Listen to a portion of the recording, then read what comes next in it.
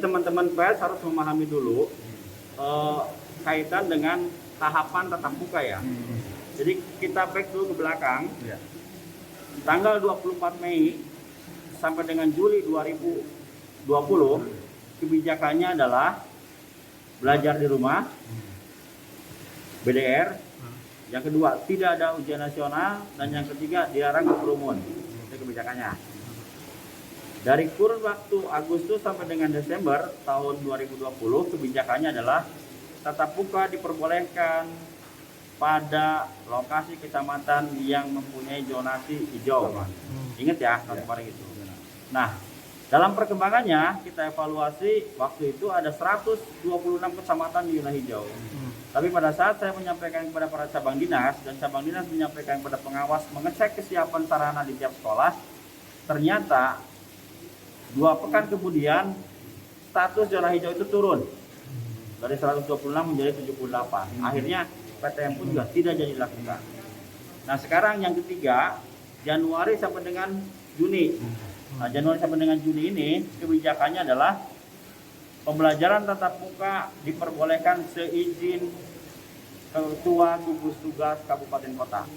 Yang ex officio ketua gugus tugas kota itu adalah bupati wali kota. Nah kita tunduk dengan itu. Diperbolehkan tapi tidak diwajibkan. Kondisinya terjadi fluktuasi dan tidak terjadi lagi. Nah untuk Juli yang akan datang saya sampaikan sampai dengan bulan Juni ini, awal Juni sudah 68% guru tenaga kependidikan melakukan vaksinasi. Nah, kita masih ada sisa di Juni ini melakukan vaksinasi. Setelah vaksinasi ini juga berjalan dengan sukses, maka kebijakan saya namakan untuk Juli yang akan datang adalah PTM terbatas dengan AKB.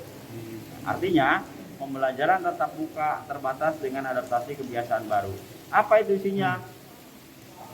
Kepada pihak sekolah harus menyediakan 2 layanan, baik PJJ maupun PTM. Tuh, intinya ya. Yang kedua, orang tua diberikan hak untuk memilih apakah PTM bagi anaknya atau melakukan PJJ. Yang ketiganya, bagaimana kalau terjadi kasus? Kalau terjadi kasus, ambil langkah-langkah oleh sekolah, tutup sementara, koordinasi dengan puskesmas dan rumah sakit.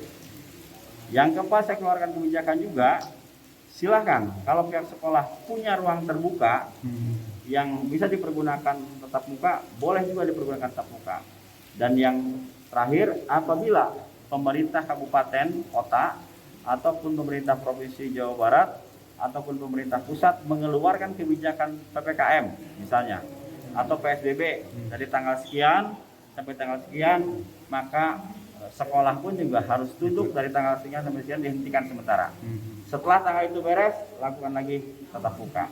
Nah, pola tatap mukanya nanti setelah disampaikan oleh Ibu dari Kepala Sekolah, makanya kita lihat ini belajarnya adalah kondisinya dilakukan per pekan dan tidak ada kantin yang buka. Itu polanya apa? Yang kalau dari Menkes kan pola seminggu 2 kali per jam apa atau seperti apa? Tergantung kebijakan lokal di sekolah. Karena kalau lihat saya kebijakan di sekolah beda-beda ya. Kayak seperti di sini absen 1 sampai dengan 18 pekan ini, tapi semua angkatan asik kelas 10, 11, 12. Tapi ada juga di tempat lain konsep lokalnya adalah kelas 10 pekan ini, kelas 12, 11 pekan depan, kelas 12 pekan depannya lagi. Nanti antara peralihan dari kelas ini dan ke kelas ini dilakukan dulu penyemprotan disinfektan oleh sekolah. Ya, ya, seolah-olah sistem PPDB terjadi down.